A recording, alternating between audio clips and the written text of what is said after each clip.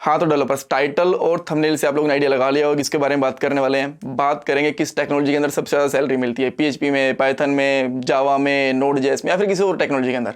और ना इतना कॉमन क्वेश्चन है, इस क्वेश्चन के पीछे हर कोई पड़ा हुआ है। फ्रेशर्स जिनको भी जॉब मिलने वाली है वो कहते हैं कि किस टेक्नोलॉजी में इंटरव्यूज़ दें ताकि अच्छी सैलरी मिले। कॉलेज वाले स्टूडेंट वो बोलते हैं कि यार किस टेक्नोलॉजी के अंदर ट्रेनिंग करें ताकि जब प्लेसमेंट हो तो अच्छी सैलरी मिले। जो 1-2 साल के एक्सपीरियंस वाले डेवलपर उनको लगता है कि यार हमारी सैलरी कम है, दूसरी टेक्नोलॉजी वाली सैलरी ज़्यादा अच्छी ले रहे हैं, तो कौन सी टेक्नोलॉजी के ऊपर स्विच करें। एक्चुअली ना ये क्वेश्चन ही गलत है।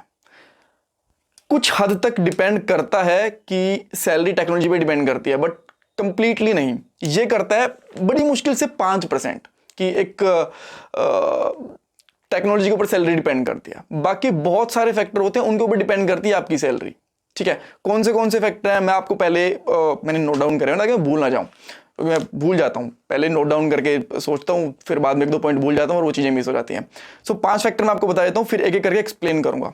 आपका एक्सपीरियंस और आपका टैलेंट, फिर कंपनी का बजट आता है, कंपनी का बजट क्या है। उसके बाद में लोकेशन भी डिपेंड करती है कि आपकी क्या लोकेशन है, उसके ऊपर आपकी सैलरी डिपेंड करती है।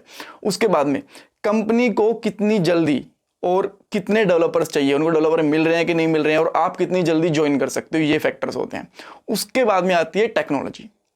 ठीक है, और वैसे मैं आपको एक चीज बता दूं, जब भी आप टेक्नोलॉजी चूज करते हो ना, तो सैलरी को बाद में रखो। पहले ये देखो कि उस टेक्नोलॉजी के अंदर कंपटीशन कितना है और अपॉर्चुनिटीज कितनी है।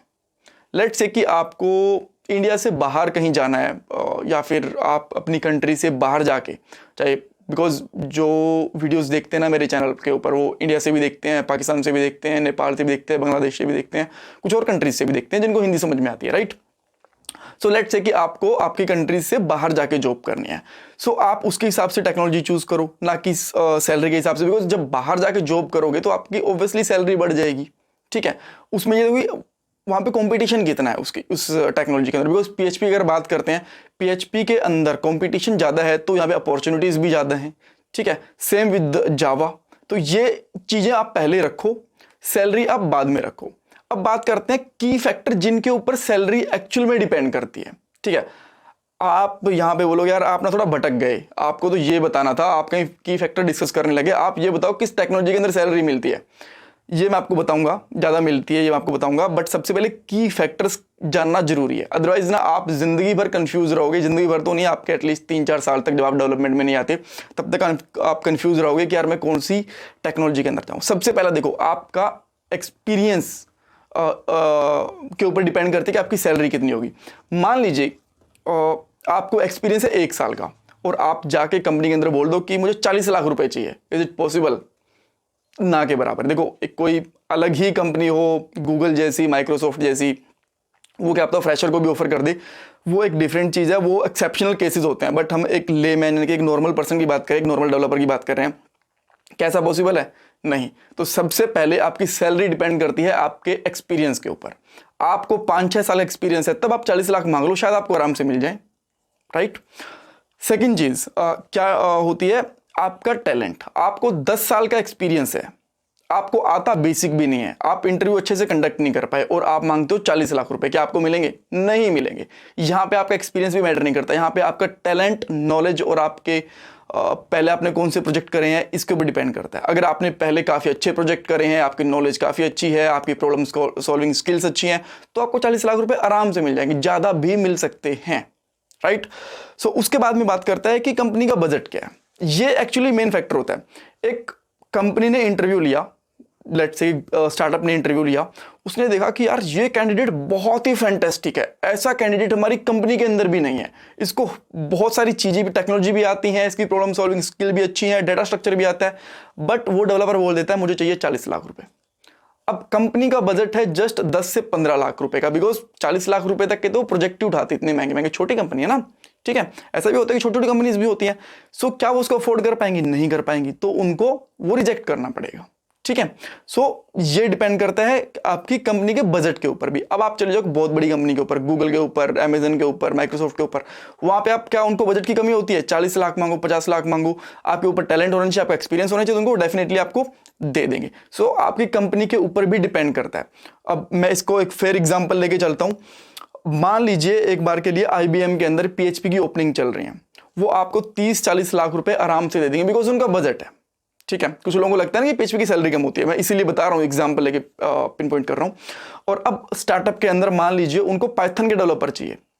ठीक है, अब पाइथन के डेवलपर बोल रहे कि मुझे 40 लाख रुपए चाहिए, क्या वो स्टार्टअप दे पाएगा उसको? नहीं दे पाएगा।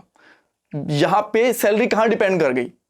कंपनी के बजट के ऊपर, ना कि वो टेक्नोलॉजी के ऊपर। ठीक है, और जो स्टार्टिंग वाले 2 पॉइंट थे वहां पे भी कहा आपके एक्सपीरियंस के ऊपर सैलरी डिपेंड कर रही थी, ना कि टेक्नोलॉजी के ऊपर। आपके टैलेंट के ऊपर डिपेंड कर रही थी, ना कि आपकी टेक्नोलॉजी के ऊपर।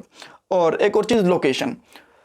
मैं इंडिया की बात करके चलता हूं, एग्जाम्पल हम कहीं का भी ले सकते हैं, तो मैं इंडिया के एग्जाम्पल लेके चल रहा हूं। अगर आप बेंगलुरु और बॉम्बे लोकेशन के लिए जाते हो ना, तो आपको वहां पे ज्यादा सैलरी मिलेगी as compare to Chandigarh, Noida, Jaipur. ठीक है, और अगर आपको यकीन नहीं होता तो आप naukri.com के ऊपर देख सकते हो, किसी फ्रेंड से पूछ सकते हो, अपने एक्सपीरियंस डेवलपर से पूछ सकते हो। सैलरी लोकेशन पे भी डिपेंड करती है। ठीक है, and last but not least, मान लीजिए आपका एक कंपनी को अर्जेंट रिक्वायरमेंट है, एक अच्छी कंपनी है, मिड लेवल है, स्टार्टअप की बात नहीं कर रहा, मिड लेवल है या फिर बड़ी कंपनी है, और आप बोलते हो कि मैं 10 दिन के अंदर ज्वाइन कर सकता हूं, मेरा नोटिस पीरियड ऑलरेडी चल रहा है, मैं कोई और कंपनी ज्वाइन करने वाला हूं, बस मुझे 40 लाख रुपए दे दो। लास्ट वाली कंपनी मुझे 30 लाख रुपए दे रही है। मैं गारंटी के साथ बोलता हूं, कंपनी अगर आप इंटरव्यू क्लियर करते हो आपको आराम से 40 लाख रुपए दे देगी, बिकॉज उनको 10 दिन के अंदर कैंडिडेट मिलेगा ही नहीं, और उनको 10 दिन के अंदर एक न्यू ज्वाइनिंग चाहिए ही चाहिए। ठीक है, तो इसके ऊपर भी चीजें डिपेंड करती हैं। एक और चीज मैं आपको बताता हूं, जो कि मेरा पर्सनल एक्सपीरियंस है, मेरे साथ भी हुआ। मैं दिल्ली एनसीआर के अंदर रहता हूं, आई गेस आप लोगों को पता होगा।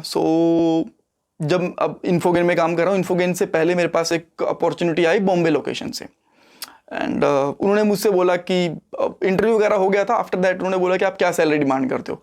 मैंने कुछ सैलरी डिमांड करी उनसे, and they said okay, no issue. And after that उन्होंने जो मुझे सैलरी दी ना, वो ज़्यादा थी जो मैंने सैलरी डिमांड करी थी, राइट। बिकॉज उस टाइम मुझे ज़्यादा एक्सपीरियंस भी नहीं था, मुझे लगा कि इतनी सैलरी काफ़ी होगी, बट उन्होंने ज़्यादा दे दी। तो उसके बाद मैंने एचआर के पास कॉल करा, एंड मैंने वो कंपनी ज्वाइन नहीं करी, बिकॉज मुझे बॉम्बे लोकेशन प्रेफर्ड नहीं थी, मुझे दिल्ली एनसीआर के अंदर ही रहना था। सो आफ्टर दैट जस्ट एक कन्वर्सेशन हुई कि क्यों ज्वाइन नहीं कर रहे हो, तो एचआर ने पूछा कि आप क्यों ज्वाइन नहीं कर रहे हो, तो मैंने लोकेशन का इशू बताया। तो मैंने उस टाइम पर उनसे क्वेश्चन पूछ लिया था कि आप लोगों ने जो मैंने सैलरी आपसे डिमांड करी थी, आप लोगों ने उससे ज़्यादा सैलरी दी है। इसका रीज़न उन्होंने बताया कि एक्चुअली ना हम लोग एक्सपीरियंस के हिसाब से हम लोगों ने सैलरी प्लान करके रखी होती है, कि जिसको 3 साल एक्सपीरियंस है उसको हम लोग इस रेंज से लेके इस रेंज तक की सैलरी देंगे, जिनको 5 साल एक्सपीरियंस है उनको यहाँ से लेके यहाँ तक सैलरी देंगे। एग्जाम्पल के बताता हूँ, जैसे कि 3 साल एक्सपीरियंस को 7 से 8 लाख की सैलरी देंगे, 5 साल वाले एक्सपीरियंस वाले वो 12 से लेके 15 लाख तक की सैलरी देंगे, 10 साल एक्सपीरियंस को वो 25 से 30 साल तक 30 लाख तक की सैलरी देंगे। मैं बार बार साल बोल रहा हूँ, ठीक है। तो उनके पहले से ही एक्चुअली जो सैलरी स्टैम्प्स होते हैं ना, वो सेट होते हैं कि इस रेंज के अंदर हम लोग सैलरी देंगे इतने एक्सपीरियंस वाले बंदे को। सो ये एक्चुअली कंपनी के बजट के ऊपर डिपेंड कर गया। कुछ कंपनीज ऐसा नहीं देखती, जितना मांग लेते हो आप उतना ही देते हैं, या फिर उससे कम ऑफर करती हैं आपको, ठीक है। अब बात करते क्या बिल्कुल भी डिपेंड नहीं करता एक टेक्नोलॉजी के ऊपर सैलरी?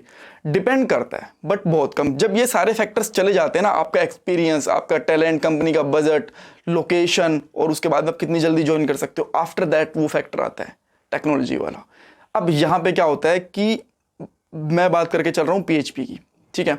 अब पीएचपी और जावा के अंदर हर चीज़ सेम मैच कर रही है, यानी कि आपका एक्सपीरियंस, आपका टैलेंट, आपका बजट, आपकी लोकेशन, आपका ज्वाइनिंग टाइम, सब कुछ मैच कर रहा है। तब आपको थोड़ी बहुत नोड.जेएस के अंदर ज़्यादा सैलरी मिल जाएगी, 5 से 10% ज़्यादा मिल जाएगी, ठीक है।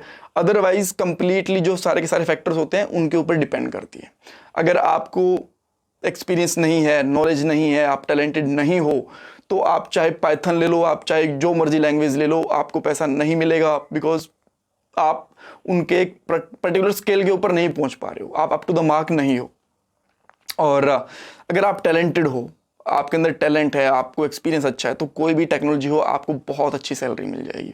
सो कभी भी जब एक टेक्नोलॉजी चूज करते हो सैलरी देख के मत चूज़ करो, उसके अंदर अपॉर्चुनिटीज़ देखो, कितनी अपॉर्चुनिटीज़ हैं, क्या कंपटीशन है ये देखो। और बस जब आप एक टेक्नोलॉजी के अंदर चले जाते हो तो मन लगा के उसके अंदर काम करो। फालतू में घूमने फिरने की जरूरत नहीं है कि यार कभी इस टेक्नोलॉजी के अंदर जंप कर लिया, कभी उस टेक्नोलॉजी के अंदर जंप कर लिया। मेंढक बिल्कुल मत बनो कि जंप ही करते रहो, ठीक है। स्टेबल होकर काम करो एंड दैट्स ऑल। कुछ कन्फ्यूज़न है तो मेरे से पूछ लेना कमेंट बॉक्स के अंदर, और प्लीज़ सपोर्ट करना bye subscribe my channel, like this video and by comment. Thank you so much.